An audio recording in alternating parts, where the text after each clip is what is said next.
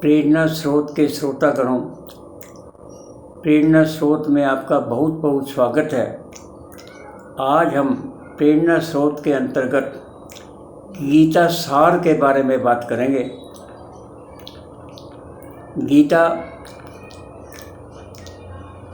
भारत का ही नहीं, विश्व का एक महान ग्रंथ है जो जीवन के बारे में बहुत ही अच्छी अच्छी बातें बताता है। महाभारत के युद्ध में कुरुक्षेत्र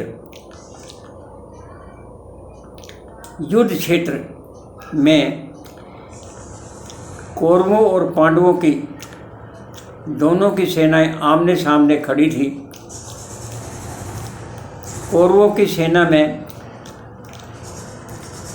दुर्योधन, भीष्म पितामह, द्रोणाचार्य, कर्ण, शकुनी वगैरह कितने ही कौरव सेना की तरफ से युद्ध के लिए तैयार खड़े थे। दूसरी तरफ पांडव युद्ध के लिए तैयार थे। श्री कृष्ण जी ने अर्जुन से कहा कि युद्ध कर, तो अर्जुन जो है कौरव की सेना की तरफ देख करके देखा कि उसमें तो उसी के भाई बंद है, गुरुजन हैं, बुजुर्ग हैं।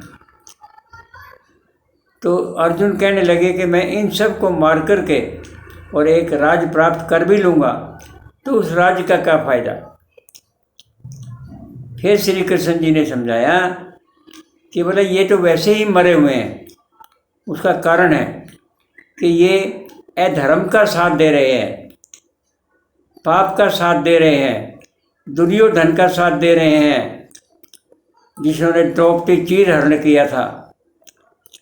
तो इसलिए ये तो मरे हुए हैं, आप तो केवल साधन हैं जिसके द्वारा ये मारे जाएंगे। तो युद्ध करो और उठो और युद्ध करो। युद्ध के अंदर, गीता के अंदर यही सार बताया है कि जैसा कर्म करेगा बंदे वैसा ही फल पाएगा।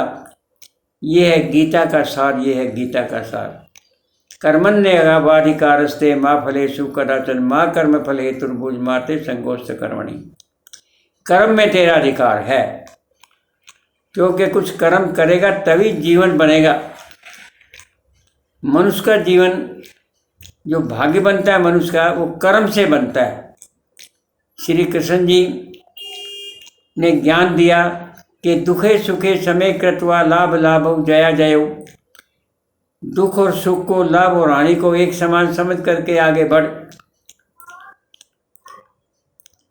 तेरे को तकलीफ नहीं होगी। तो इस प्रकार के भी कर्म, जैसे संगति है, अगर हमारी संगति अच्छी होगी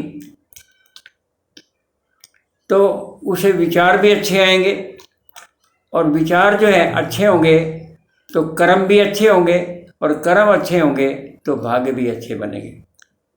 क्योंकि हमारा जीवन हमारे हाथ है। इसको हम बना भी सकते हैं, इसको हम बिगाड़ भी सकते हैं। ये गीता का ज्ञान है। क्यों कि कर्म ही जीवन है, चलती का नाम ही गाड़ी है।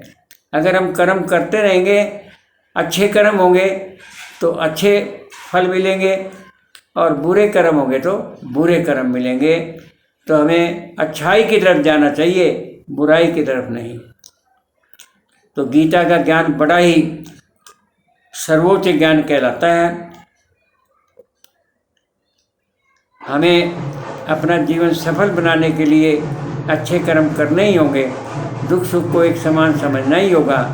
इस प्रकार से श्री कृष्ण जी महाभारत युद्ध के अंदर गीता का ज्ञान प्रदान करते हैं, और अर्जुन से कहते हैं कि धनुष उठा और युद्ध की तरफ बढ़।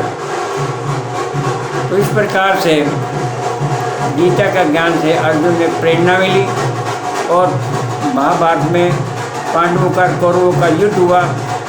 कौरवों के सेना का हार मिली, क्योंकि वो अधर्म की तरफ थे। जब द्रौपदी का चीर हरण हो रहा था तो भीष्म पितामह भी वहीं बैठे थे, द्रोणाचार्य गुरुजी भी वहीं बैठे थे। और भी अन्य व्यक्ति सब बैठे थे, उन्होंने उनको क्यों नहीं रोका? तो वो अधर्म की तरफ बढ़ रहे थे। तो अधर्म की तरफ जाने वाले का नाश होना अवश्यभावी है। तो यही है गीता का ज्ञान, यही है गीता का ज्ञान, यही है गीता का ज्ञान। धन्यवाद।